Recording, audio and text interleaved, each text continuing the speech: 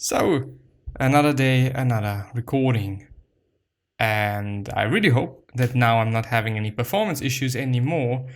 It seems to be fine.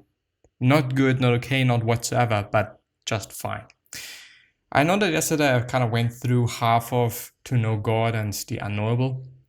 So I guess that I'm just going to go ahead with the other half. I'm not going to repeat it because I just don't want to do it. Let's just start there.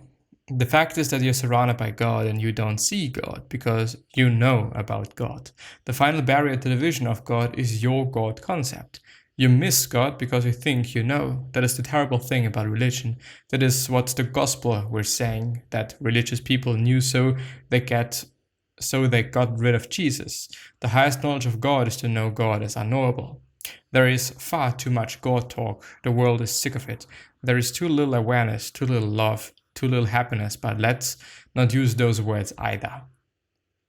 There is too little dropping of illusions, dropping of errors, dropping of attachments and cruelty, too little awareness. That is what the world is suffering from, not from a lack of religion. Religion is supposed to be about a lack of awareness, of waking up. If you think that unless you get God, you're not going to be happy, then this God, quote unquote, you're thinking of has nothing to do with the real God. You're thinking of a dream state. You're thinking of your concept. Sometimes you have to get rid of God in order to find God. Lots of mystics tell us that. If worship isn't leading to the fire, if adoration isn't leading to love, if the liturgy isn't leading to a clearer perception of reality, if God isn't leading to life, of what use is religion except to create more division, more fanaticism, more antagonism? It is not from lack of religion in the ordinary sense that's that the world is suffering. It is from lack of love, lack of awareness, and love is generated through awareness and through no other way. No other way. The religion that makes people good makes people bad, but the religion knows as freedom makes all people good, for it destroys the inner conflicts that makes people devils. Which is a quote by A.S. Neil, N-E-I-L-L. Seeing and understanding. When you awaken, when you understand, when you see, the world becomes right. The most difficult thing in the world is to listen to see. We don't want to see. If you ever get to the state, you will at last know what it means to see with a vision that is clear and unclouded by fear or desire. Every word there is measured. To see at last with a vision that is clear and unclouded by fear or desire. So once again repeated and also kind of italic and bold. So apparently it's been something incredibly important for the author of the summary. We see people and things not as they are, but as we are. This is why when two people look at something or someone, you get two different reactions. Because we are always filtering. We're always just having opinion about whatever we're seeing. Always. And the thing is, or the goal is, to question the way you see things, to question the way your worldview is. Period. If we really dropped illusions of what they can give us or deprive us of, we would be alert. The consequence of not doing this is terrifying and unescapable. We lose our capacity to love. If you wish to love, you must learn to see again. And if you wish to see, you must learn to give up your drug. It is as simple as that. The trouble with people is that they're busy fixing things they do not even understand. We are always fixing things, aren't we? It never strikes us that things do not need to be fixed. They really don't. This is a great illusion or illumination. They need to be understood. If you understood them, they would change. You only change what you understand. What you do not understand and are not aware of, you repress. You don't change, but when you understand it, it changes. As things change when you change the way you look at things. Having a different perspective and, indeed, understanding things, If you're having a problem, if you're depressed because of whatever reason, and you suddenly understand your problem, things change. things are never actually going to change if you do not understand what the problem is, what you could be doing about it, and so on and so forth. It is just not going to change, period. It is what it is. It really is what it is. And so this is also one of the reasons I would say, without actually knowing what the author is heading towards, not really knowing, but one of the reasons why being aware and questioning things is indeed important, and trying to understand things and trying to understand yourself without judging yourself and without just being an asshole, and basically by being your own best friend. Just by, when you're having a good friend, might also be a family member, whoever it might be, you're treating this person a very, very, very certain way. And often we are treating ourselves in a very certain way as well. But the two differ dramatically most often, unless you have figured out yet and you're doing things right, which is definitely not me. I am treating myself completely different than somebody else, than a really good friend. A really good friend, yeah, I of course give them the possibility and I allow this person to rest, to recharge. I'm going to tell this person not to do certain things, because long-term things matter. It's not about the short term. It is about long-term happiness and health. In the short term, of course, you could be doing a bit more. But is this necessarily going to lead to something good in the long term? Often quite not, and I've seen it and I'm recognizing it and I'm having to live with it at this point. So it really does make sense to go long term, by the way. Just a little bit of a side note, I'd say. Tear away the tentacles of society that have enveloped and suffocated your being. You must drop them. Externally, everything will go on as before, but though you will continue to be in the world, you will no longer be of it. Note reminds me of the Zen koan: before enlightenment, chop wood, carry water. After enlightenment, chop wood, carry water. Yeah. Things in general, so the world is not going to change, per se.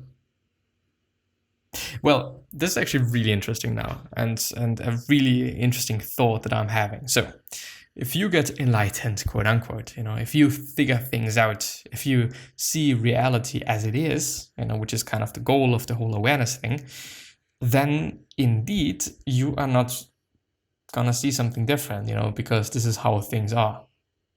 Period. Like, if you just change the way you look at things, of course things change, but nothing materialistic is gonna change, because this is just not gonna happen unless you really, really, really are able to develop certain thoughts and concepts that, for example, this. Is it a flask? Is it a bottle? I don't know what it is. This thing, well, it is a bottle. This bottle, now it is not a bottle anymore. Now it is something different. If you're able to do something like that, if you're able to convince yourself, well, one could also say that it is still a bottle. But who knows if this really is a bottle, just because I'm saying it is a bottle. Is this really reality? I don't know. This is my reality at least. A bunch of people maybe are gonna say, yeah, this is a bottle. Some of them are going to say, okay, this is something different, and they have a different reality than I'm having. But in the end, actually pretty complicated. Of course, things are not going to change. The world is just going to go on as it does. But you're no longer being affected by it or affected by it. Wisdom.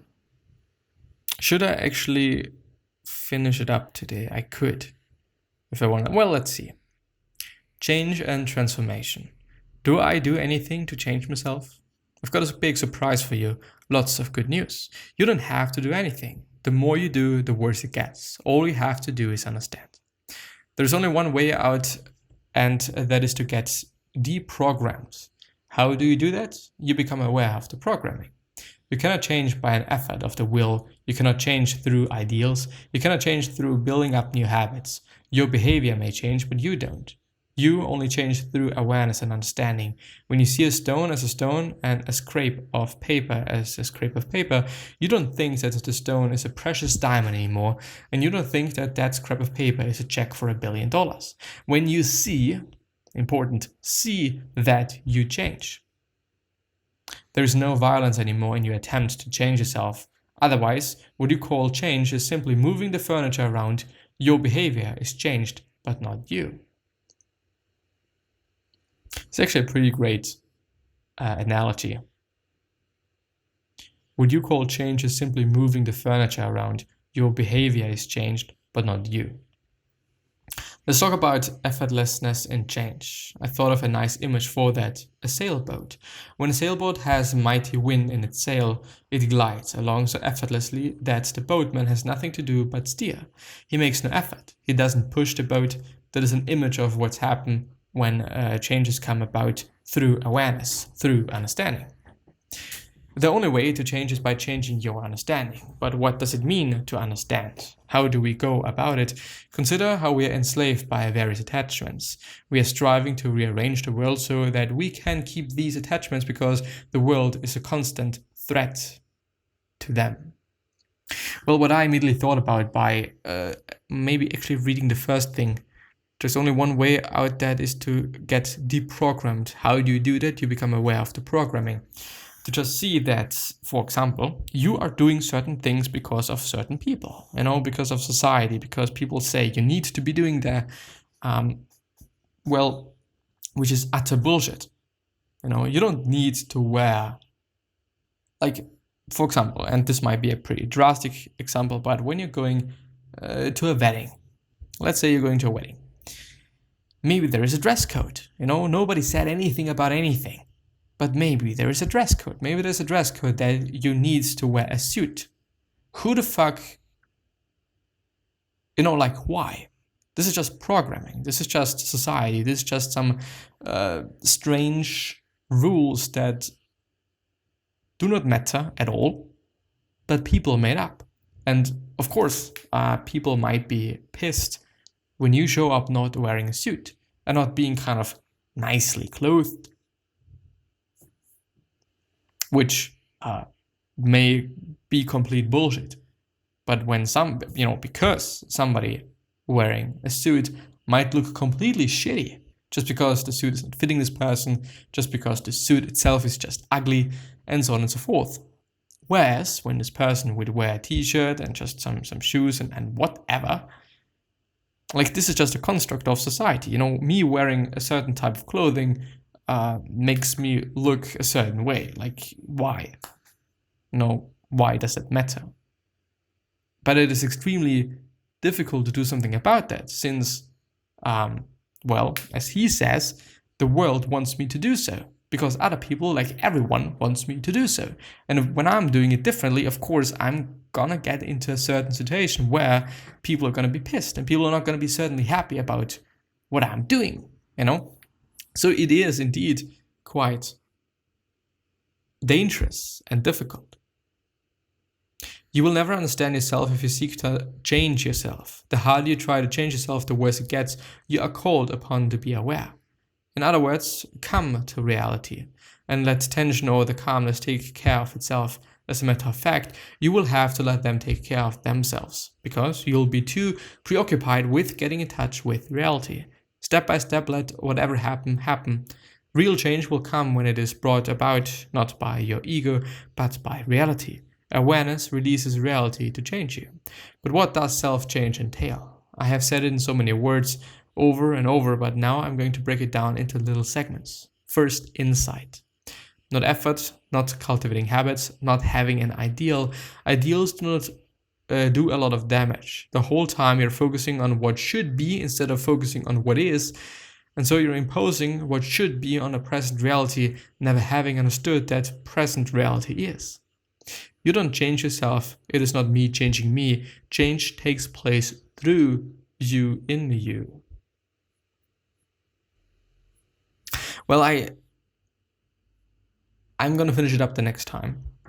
I don't necessarily feel that I am going to do this book a favor, gonna do myself a favor and also you a favor by just trying to push through it, trying to just force it quite, and I do also wanna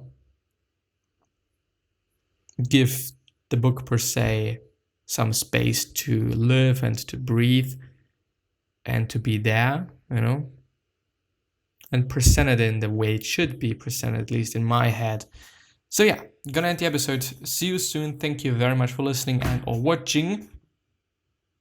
I'm actually pretty happy that I started to record myself again, which is also interesting, to see myself changing in different situations and so on and so forth. And I think it also makes sense, on fucking YouTube having a fucking video and me just taking the audio of it and using it as a podcast. Like, yes.